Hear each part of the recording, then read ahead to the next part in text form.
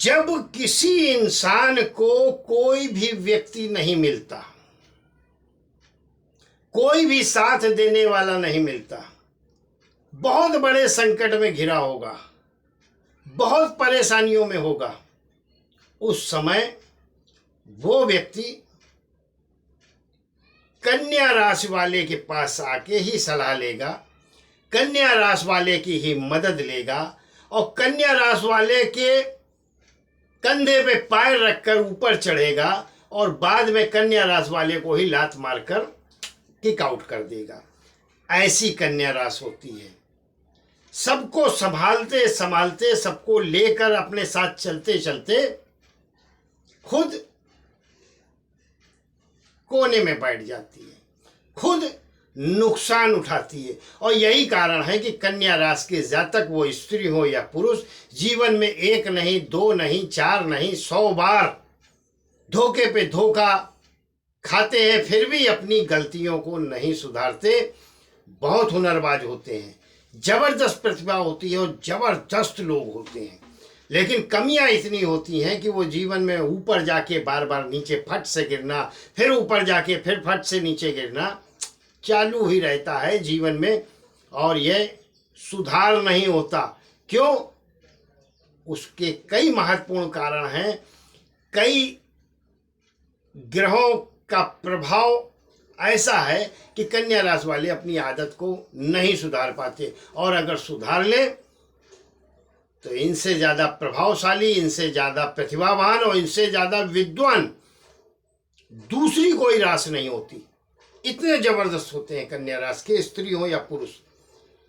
लेकिन यह over confidence में, अति आत्मविश्वास में, या विश्वास इस पर करेंगे, पता भी चल जाता है इनको कि ये व्यक्ति मुझे धोखा देने वाला है, ये व्यक्ति मेरे साथ गलत करने वाला है, उसके बाद भी उस व्यक्ति का साथ नहीं छोड़ते हो। अंत में पछताने के सिवा कन्या राशि वालों के पास कुछ भी नहीं रह जाता।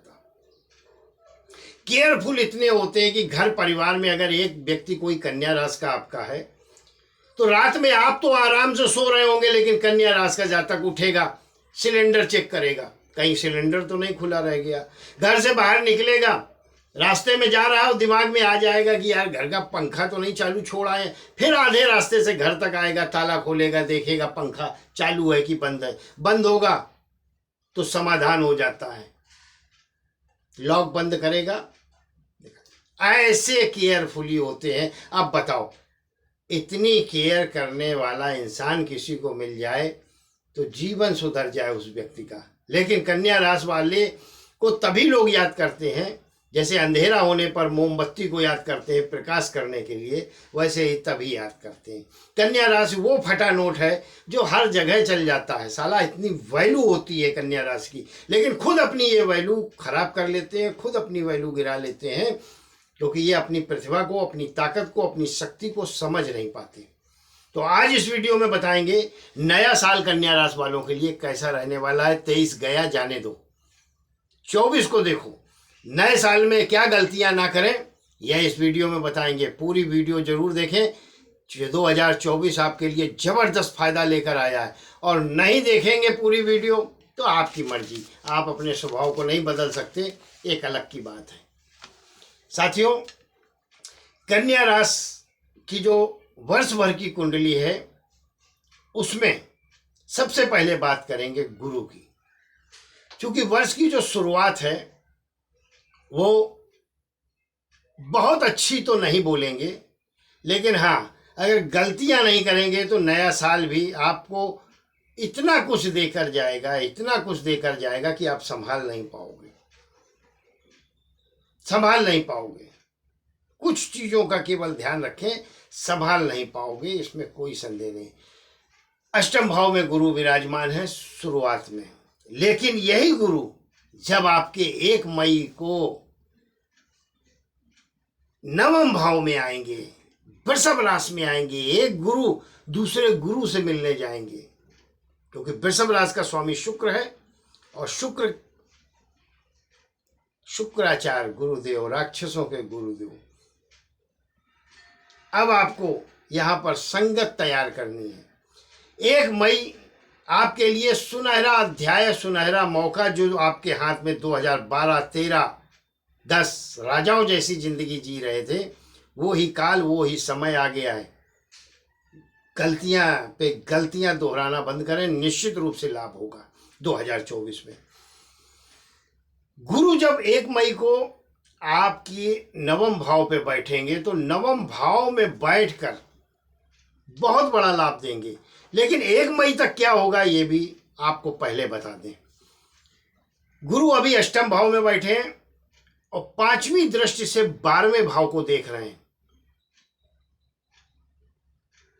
थोड़ा सा आपके मान सम्मान को बचा के चलेंगे, तकलीफों को बचा के चलेंगे, खर्चों को नियंत्रण रखेंगे। अब नहीं है तो खर्च कहाँ से करेंगे? तो खर्चे ही नियंत्रण हो जाए, अनावश्यक खर्च ना आए कन्या राशि के जीवन में, बीमारी नहीं आए, रोग नहीं आए, लड़ाई झगड़ा मुकदमे में पैसा खर्च ना हो। 1 मई तक ये स्थितियां तो बना के रखेंगे। वहीं धन भाव पे भी दृष्टि डालेंगे। वर्ष की शुरुआत में 7वीं दृष्टि से धन भाव को देख रहे हैं, तो जहां पर दृष्टि डालते हैं वो गुरु वहां वृद्धि देते हैं। तो धन लाभ के योग नए साल में आपके जबरदस्त 1 मई तक बने रहेंगे। आर्थिक स्थिति मजबूत रहेगी। और नवम भाव को नवम दृष्टि से 4थे भाव को देख रहे हैं, तो इस वजह से भूमि भवन वाहन का भी लाभ होगा। जगह जमीन बनाना चाहते हैं, खरीदना चाहते हैं, इसका भी लाभ होगा। यह तो जब गुरु आपके अष्टम भाव में है तो इतना दे रहे हैं। और आप पूछोगे अभी भी अष्टम भाव में पहले थे 2023 में, तब क्यों नहीं दिया? तो इसलिए नहीं दिया क्योंकि गुरु जी के साथ राहु महाराज भी बैठे थे, संगत गलत हो गई थी, इसलिए प्रॉब्लम थी।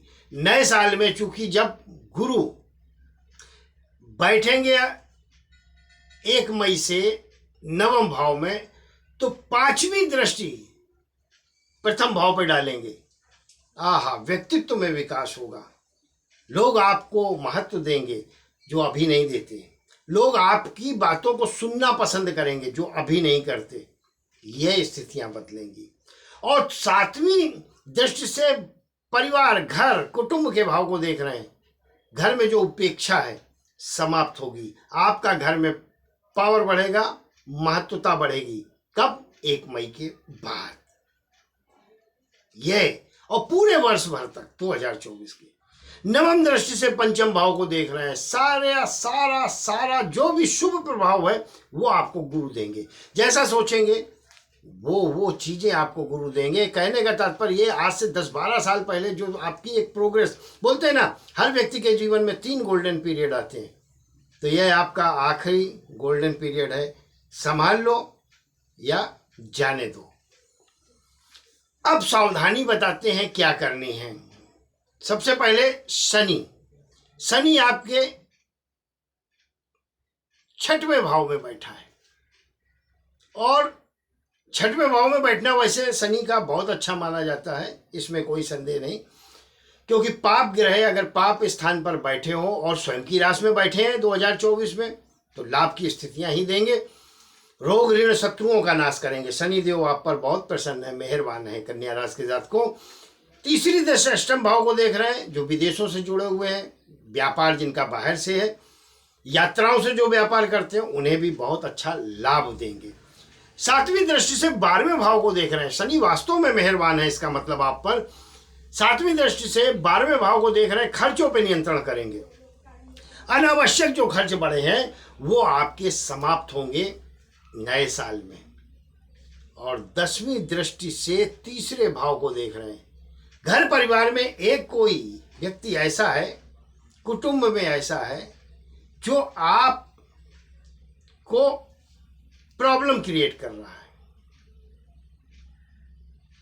परिवार में विरोधों की स्थितियां निर्माण करेगा। एक कोई रिश्तेदार हो सकता है, कोई नातेदार हो सकता है, परिवार का कोई भी एक सदस्य। क्योंकि 10वीं दृष्टि शनि की जब 3रे भाव पे पड़ती है तो इसका मतलब ये समझ लो आपके घर, आपके परिवार में बाहरी लोगों का हस्तक्षेप शुरू हो चुका है।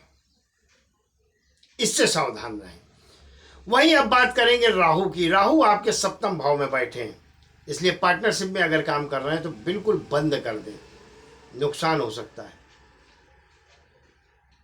लाभ की स्थितियां समाप्त हो जाएंगी, या फिर पार्टनर की तरफ ध्यान देना शुरू कर दें, लाभ होगा।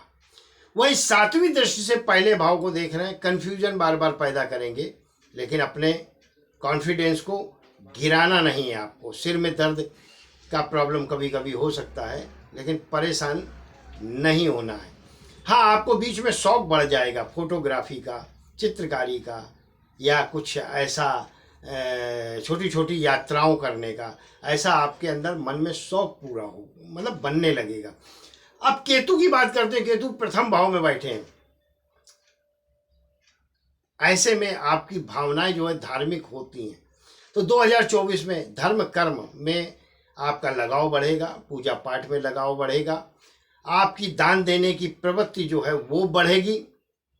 तो ध्यान रखें, राजा हरिश्चंद्र मत हो जाएं जो सब कुछ दान कर दें और बाद में बहुत बुरी स्थितियों से गुजरना पड़े।